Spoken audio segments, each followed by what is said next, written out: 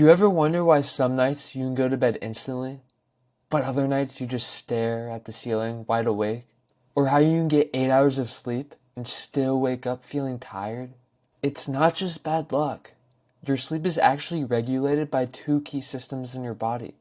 If they're out of sync, quality sleep will always be a struggle. But once you understand how they work, you can finally take control and fix your sleep for good. These two systems are adenosine and your circadian rhythm.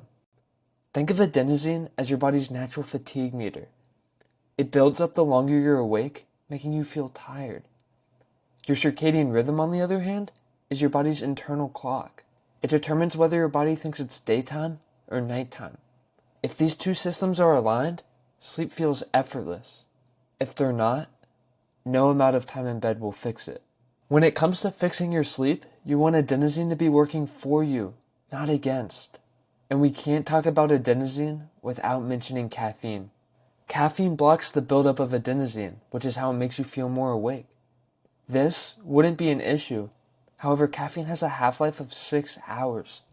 This means that if you drink a cup of coffee at 4 p.m., half of that caffeine is still in your system at 10 p.m. This leftover caffeine continues to block your buildup of adenosine, not only making it harder to fall asleep, but also reducing the quality of your sleep, causing you to wake up feeling tired. So is it still possible to drink caffeine and get good sleep? The answer is yes. While caffeine will always have some effect, avoiding it 8 to 10 hours before bed can minimize its impact on your sleep. To optimize your sleep, you need to align adenosine buildup with your circadian rhythm. When your circadian rhythm is in sync, it helps adenosine accumulate at the right times, promoting natural sleepiness. Unlike adenosine, your circadian rhythm is primarily regulated by light. Bright light during the day signals wakefulness, while darkness signals bedtime. We can use this to optimize our sleep. Since bright light signals wakefulness, getting sunlight in the morning, even if you had bad sleep the night before, will help you to feel awake and will regulate your circadian rhythm. Even if it's cloudy, you want to go outside and let the sun get in your eyes for a couple of minutes.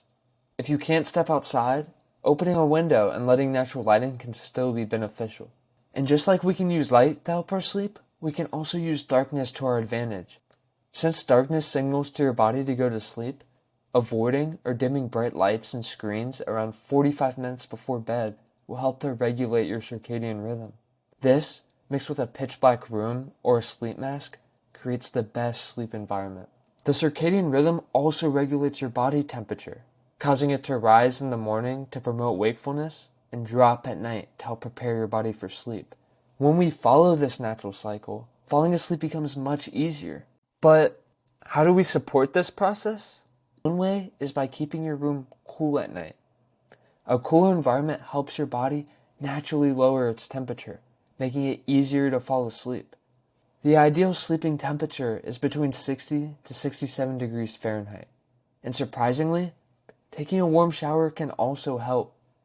The warmth raises your body temperature, and when you step out of the shower, your body cools down quickly, signaling that it's time to rest. This quick drop in temperature helps prepare your body for sleep. By changing your sleep habits and environment, you can optimize your circadian rhythm and your adenosine buildup. When these cycles are in sync, falling asleep becomes much easier, and waking up feeling refreshed becomes the new normal. When you get good sleep, you operate at your best and become the person that you want to be.